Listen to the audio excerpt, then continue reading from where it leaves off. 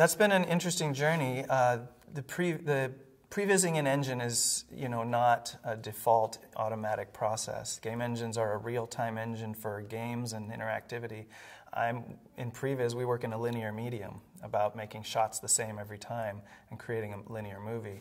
And so we've had to explore for several years, in small instances, how to get our stuff into the game engine, how to get it repeatable,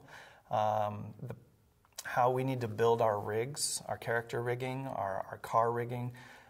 The way we approach previs has to shift in certain ways, and that has come over the course of a number of small projects that I've tried game engines here on Deepwater Horizon. I did a little bit with the oil rig and was able to sight scout that, and from that I learned a little bit, just as a helper in that project. On Ghostbusters, we converted one shot over to engine and ran into all the challenges and the things we didn't realize were issues. Logan was the first time myself where I got to just say, okay, I've done enough of these tests, let's do it. Let's take on the full project as a game engine, as far as we can go. Just prior to that, Planet of the Apes had started about 3 or 4 months prior. And they were, that's another team at HALON Entertainment, and they had worked with Fox in a collaboration. Both Fox and us were wanting to figure out that pipeline.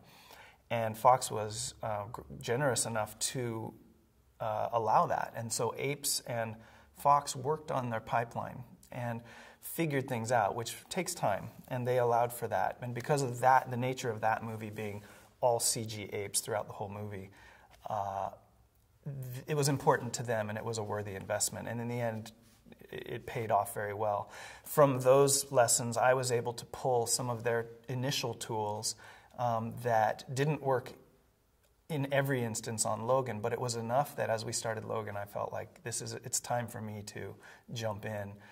Even though I haven't had the dedicated research that Apes had, using theirs, we were able to move forward. And so we did a pitch viz in engine. We built our assets so that we could accomplish it in engine, which gives us a much more beautiful look, better lighting, better effects. It gives us more flexibility with some of the filmmaking tools that help in storytelling, like depth of field is an important one to just draw the audience's eye, and lighting being the others. And in the initial parts of Logan, we used engine a lot, and for a lot of the sequences. In some of the other smaller ones, right as we got up to the shoot, we just used standard previs, and so there was a mix of, there was so many approaches we did in Logan. It wasn't exclusively engine, but there was a good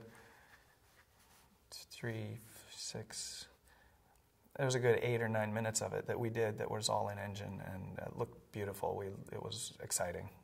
The director called it the pretty box, and half the time he would come in and say, okay, I see it on your screen, but don't show it to me until it gets through the pretty box. And so then we'd run it through the engine, which was the pretty box, and then he'd approve it.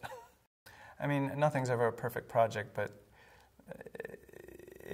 it was so collaborative and went well, and everybody was really helpful. It makes it hard to find a pit of the stomach challenge.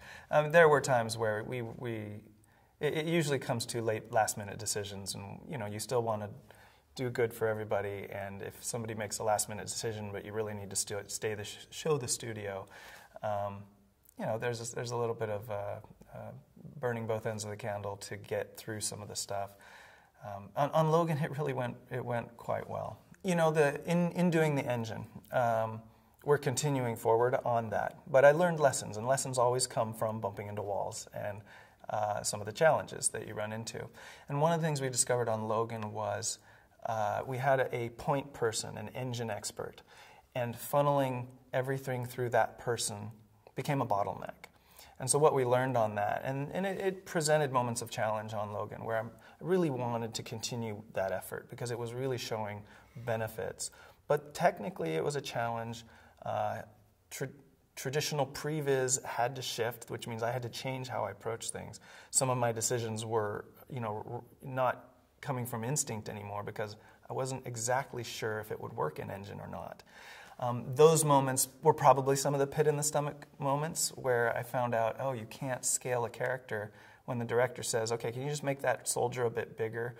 You can't just do that on the, in an instant. And there was a number of those little moments that, that and the bottleneck that really taught me that every artist becomes an engine artist. And so that's something we're doing now, is every artist at our studio is becoming an engine artist from that experience. And Apes was learning the same thing. We were, they had started before me, but they were about that point the same time I was, where they had 2 dedicated engine artists, but by the end of their project, they were training everybody. They had a 2-year project, so they had more time to train on the project, whereas mine, I had to just get through because the shoot was approaching. That was a challenge in just learning and taking the risk of, we want to try to advance our medium more, gain the benefits, but we don't know all the problems we're going to face. It's stuff we hadn't faced before, and that was challenging.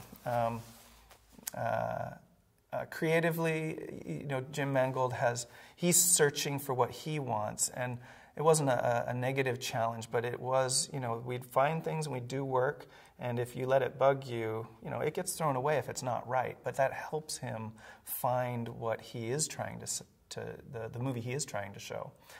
In previous movies, we had people on tops of cars doing fights, movies with him, with Jim Mangold, but in this movie, that's not the one he wanted to make. And so even though we made the effort, and he thought it was what he wanted, and we all thought it was what he wanted, once we got it on screen, we all realized, no, this isn't the real world movie he wanted to make. He didn't want to make a superhero movie.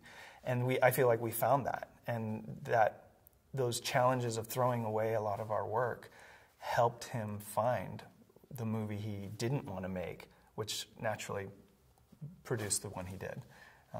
And those are good challenges.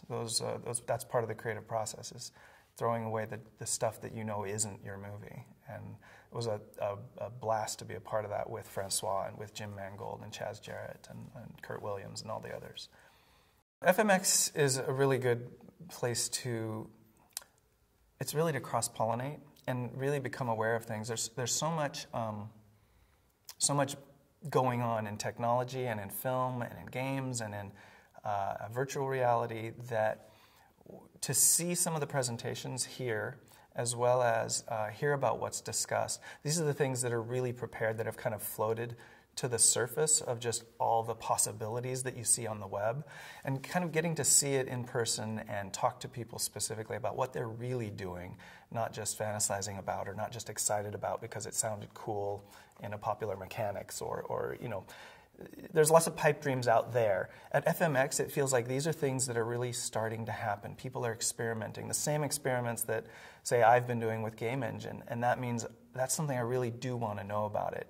It's a great cross-pollination because they're going through the struggles that I went through in other areas, and if we can help each other, it just pushes the industry and makes life easier for both of us, and it's exciting to see what's working, what's not working, just like the journey through the movie with Logan. Finding those things that don't work is something we get to do here at FMX, although here it's about finding the things that are working. That's what's exciting here at FMX.